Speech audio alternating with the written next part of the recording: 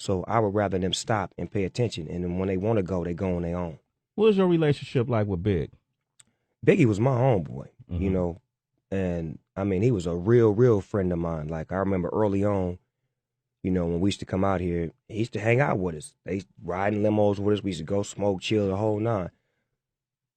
When he made that record, the last record he made, he played a song for me. I went to the studio with him, and he was like, I want you to hear this song. He was working with 10 Crack Commandments in this room with Preem, and he took me to another room, and he played this song.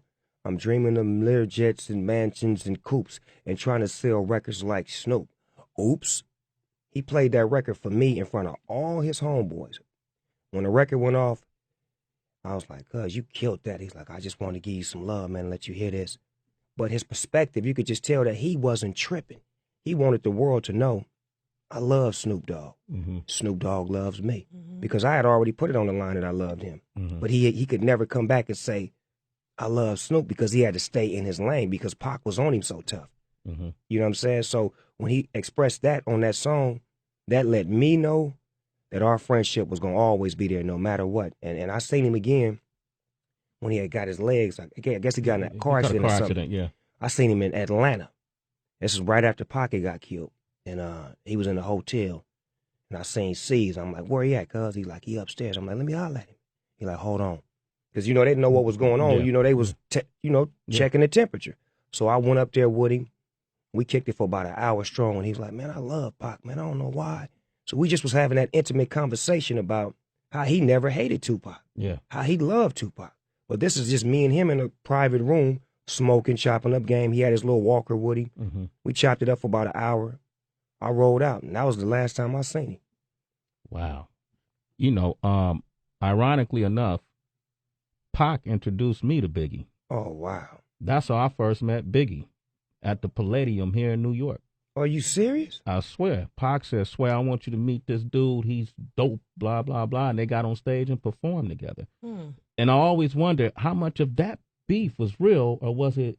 I think it was real because Biggie probably couldn't tell him what he wanted to hear. Pac was the kind of person that's like, he all in. He with you, he with you. So in so many words, if Biggie knew, or if somebody from Biggie's camp knew Pac had got shot, or who shot him, or who robbed him, Pac felt, tell me that.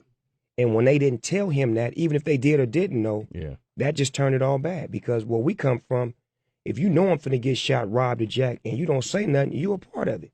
So that was his emotions. But me personally, I knew C's and Puffy and Biggie and all them. I don't think they set him up. I think it was some situations that caused that, and they couldn't prevent that. Mm-hmm. And it was nothing that they could do. So it was like it puts both of them in a twist, because it's like, y'all my homeboys, y'all let me get shot and blah, blah, blah. But it's like, really, what could they do? You may have created that situation. Yeah. Snoop Lion is here. Wow. And I'm glad you shedding some light on this. You're reincarnated now. Yes, sir. I always want to ask you, what's the last time you saw Pac? This is my last back in the day question until we talk again. When last time you saw him, and where was you the day he was shot in Vegas? Wow, the last time I saw him, he was laying in the bed, mm-hmm. holding on to his last breath. Man. Well, I had seen him before that, because we left New York. Mm-hmm. We had just left New York. I had got off the radio station with Angie Martinez, and that's when me and him clashed, because she asked me on the air, how do you feel about Puffy and Biggie? Mm-hmm. And I said what I felt. Them my homeboys, I love them.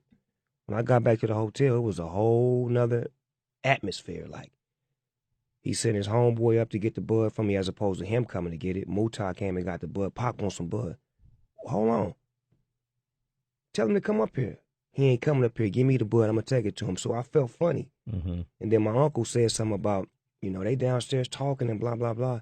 So when we got on the plane to go back to L.A. the next day, Suge didn't let none of my security ride with me. I had to ride on the plane with him, his homies, and Pac. And it was the most uncomfortable ride I ever had in my life, because my nigga didn't say nothing to me the whole ride. And that's a 5-hour flight on a private plane. Yeah. So I walk up to him maybe 3 hours into the flight, sit next to him, like, you going to Vegas, cuz? And he turned on me like this. Start talking to somebody else. So I'm like, all right. So I go in the back, put the blanket on my head, knife in my hand, fork in my hand, and just sleep the rest of the ride. Because I feel like they finna try to do something to me. Mm-hmm. So when I get off the plane, we land. He walk out. I got a Rolls Royce. He got a Rolls Royce. He walked down the steps. I walk down the steps. We meet right here. I'm like, cuz, you going to Vegas? He do me like this. Went his way and he went my way. Next time I get a call, you know, niggas like, turn on the news, cuz. I'm at Warren G house. We turn on the news, we see yellow tape, Suge BMW. Mm-hmm. Call Suge, he like, yeah, they whoop, come on out here now. Drive out there. I see him in the bed, laid up, no words, no conversation. I see Jesse Jackson, his mama. His mama pulled me to the side. She make me feel like a real player, because she tell me, my baby loved you, and I love you. And I don't care. She just hit me with what I needed to hear, you know, coming from my mother, because she was strong at that time. Everybody else was crying and breaking down. She was real strong. And she just held me real tight, and she just said a prayer with me.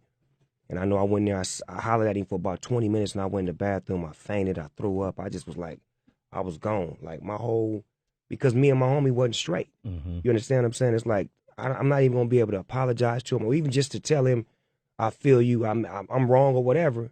We never got that day, and that's the way it ended with me and him, to where he passed away, and I never got a chance to, you know, apologize or even just tell him, you know, what is it? How can we fix this?